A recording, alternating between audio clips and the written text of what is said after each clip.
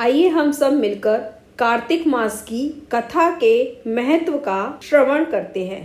कार्तिक मास के विषय में एक बार स्वयं ब्रह्मा जी ने नारद जी से कहा कि कार्तिक मास भगवान विष्णु को सदा ही प्रिय है। इस मास में भगवान के निमित्त जो कुछ भी पुण्य कर्म किया जाता है उसका नाश कभी नहीं होता।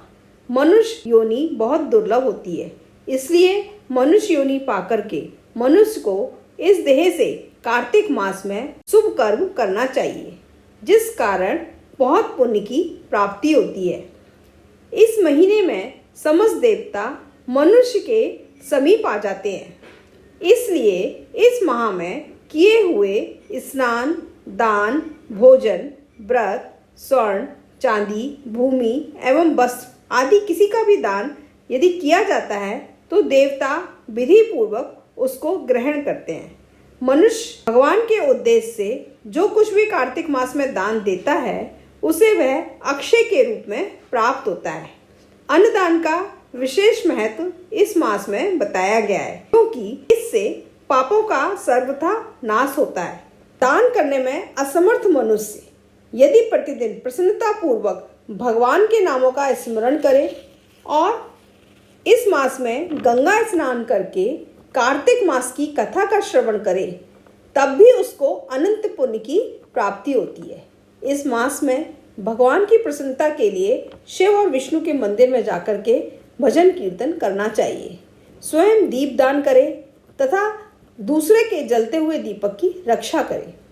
तुलसी और आंवले के वृक्ष को भगवान स्वरूप मानकर उसका पूजन करे।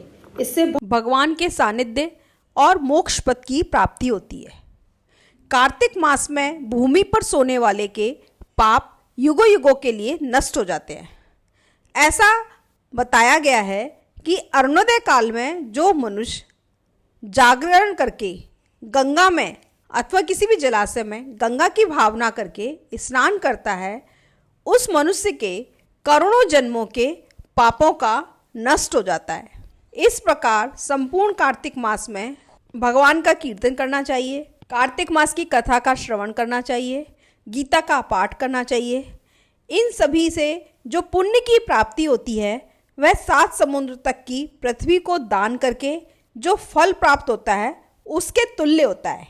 तो हम सभी को कार्तिक मास में दान देना चाहिए, कार्तिक मास में कार्तिक मास की कथा का श्रवण करना चाहिए और भगवान विष्णु की भजन करना चाहिए, उनका स्मरण करना चाहिए, तो कार्तिक मास की पूजा का फल मिलता है। बोलो लक्ष्मी नारायण भगवान की जय।